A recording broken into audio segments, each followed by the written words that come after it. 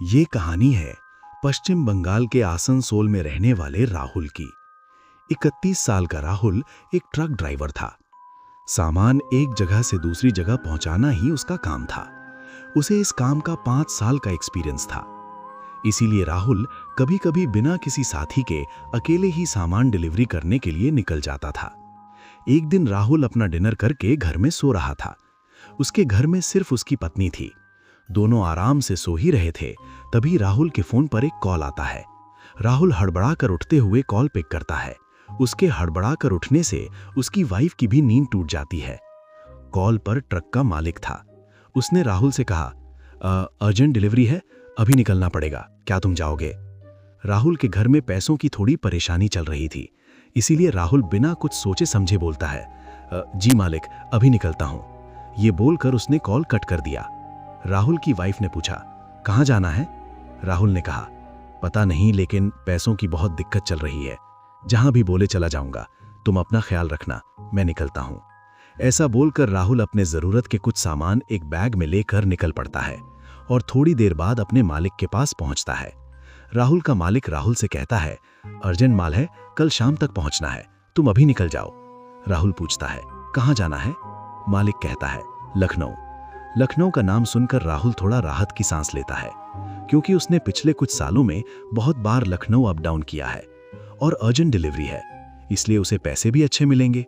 राहुल कहता है, ठीक है, मैं अभी निकल जाता हूं। तभी मालिक राहुल से कहता है, लेकिन एक प्रॉब्लम है। राहुल पूछता है, क्या प्रॉब्लम है? मालिक कहता है, रात बहुत हो गई है, कोई हेल्पर कॉल नहीं उठा रहा, तुम्हें अकेले ही जाना पड़ेगा। राहुल बोलता है, कोई बात नहीं, मैं अकेले ही डिलीवरी कर दूंगा। वैसे भी पिछले कुछ सालों में मैं बहुत बार लखनऊ अप डाउन गया हूं, रास्ते में कोई दिक्कत नहीं आएगी। थोड़ी देर बाद राहुल मालिक से सब कुछ समझकर रात के 12 बजे ट्रक लेकर आसनसोल हाईवे से लखनऊ के लिए निकल पड़ता है। ट्रक चलाते हुए राहुल को करीब 3 घंटे हो गए थे। हाईवे काफी शांत और सुनसान हो गया था। तभी एक मोड़ आता है जहां रास्ते के दोनों तरफ बड़े बड़े पेड़ और कुछ बड़ी बड़ी चट्टानें थीं। तभी उसी रास्ते के साइड में राहुल को एक 10 से 12 साल का लड़का नीचे की तरफ मुंह करके खड़ा हुआ दिखता है। उस लड़के ने स्कूल की ड्रेस पहनी हुई थी और उसके पूरे शरीर में कीचड़ लगा हुआ था। राहुल को थोड़ा अजीब लगा। राहुल ने ठीक उस लड़के के सामने ट्रक रोका और पूछा, बेटा, तुम इतनी रात गए इस जंगल में क्या कर रहे हो? लेकिन उस लड़के ने कोई जवाब नहीं दिया। वो नीचे की ओर मुंह करके ही खड़ा रहा। तभी राहुल फिर से पूछता है, तुम्हारा नाम क्या है? तभी वो बच्चा धीरे धीरे अपना सिर उठाता है और जैसे ही राहुल उसकी तरफ देखता है, उसकी रूह तक कांप उठती है। उस बच्चे की आंखें पूरी तरह लाल थीं। राहुल वहां से भागने के लिए ट्रक स्टार्ट करता है, लेकिन तभी वो बच्चा 1 सेकंड में गायब हो जाता है। राहुल ये देखकर पूरी तरह चौंक जाता है और सोचने लगता है कि शायद पूरी रात बिना सोए ट्रक चलाने की वजह से मुझे वहम हुआ। राहुल फिर से ट्रक स्टार्ट करके लखनऊ की तरफ चल पड़ता है। करीब 15 मिनट बाद राहुल देखता है कि ये रास्ता एक जैसा ही चल रहा है और ये जंगल खत्म ही नहीं हो रहा। और तभी राहुल एक ऐसी चीज देखता है जिसे देखकर उसे यकीन हो जाता है कि ये कोई वहम नहीं था। राहुल फिर से उसी जगह पहुंच जाता है जहां पहली बार उसे वो बच्चा दिखा था, और इस बार भी वही बच्चा उसी जगह खड़ा, और इस बार वो राहुल को देखकर डरावनी मुस्कान दे रहा था।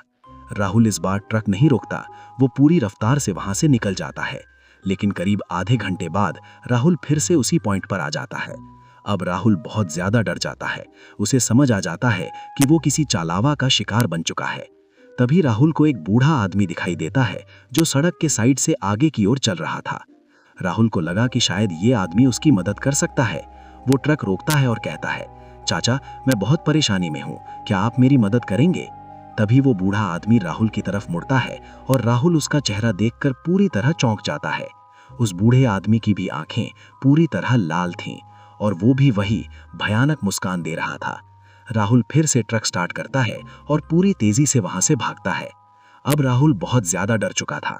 ट्रक चलाते हुए राहुल सोचता है, इस बार सीधे रास्ते से नहीं, जंगल वाले रास्ते से निकलूंगा। ऐसा सोचकर राहुल ट्रक को जंगल के रास्ते में घुसा देता है। करीब 2 घंटे तक ट्रक चलाने के बाद भी जंगल खत्म नहीं होता। राहुल को कुछ समझ नहीं आ रहा था। ये घटना रात 3 बजे शुरू हुई थी। अब करीब 4 से 5 घंटे हो चुके थे, लेकिन सुबह नहीं हुई थी। ऐसा लग रहा था जैसे ये रात खत्म ही नहीं हो रही। तभी राहुल देखता है कि ट्रक का फ्यूल खत्म होने वाला है। राहुल मीटर की तरफ देखता है और जैसे ही वो सामने देखता है वो डर के मारे चीख उठता है। वही बच्चा ट्रक के फ्रंट मिरर के ऊपर खड़ा था। राहुल घबरा जाता है, ट्रक कंट्रोल से बाहर हो जाता है और सीधे जाकर एक बड़ी चट्टान से टकरा जाता है। राहुल वहीं ट्रक में ही बेहोश हो जाता है। उसके बाद जब राहुल की आंख खुलती है तो वो खुद को हॉस्पिटल में पाता है। उसके सामने दो लोग खड़े थे। उनमें से एक कहता है, आज सुबह जब मैं काम के लिए निकला तो मैंने देखा कि आपकी गाड़ी एक चट्टान से टकराई हुई है। मैं तुरंत आपके पास आया तो पता चला कि आपकी सांस चल रही थी। तभी इन भाई साहब की गाड़ी वहां से गुजर रही थी। हमने मिलकर आपको हॉस्पिटल पहुंचाया। फिर वो पूछता है, आखिर क्या हुआ था आपके साथ? तब राहुल उन्हें सारी बात बताता है। सब कुछ सुनने के बाद वो आदमी धीरे से कहता है, जहां तक मुझे लगता है आपका सामना चालावा से हुआ था। चालावा वो होता है जो किसी का भी रूप धारण कर सकता है और इंसानों को अपने चक्कर में फंसाकर उन्हें मारने की कोशिश करता है। और मैंने ये भी सुना है कि जिसका भी सामना चालावा से हो जाता है वो ज्यादा दिनों तक जिंदा नहीं रहता।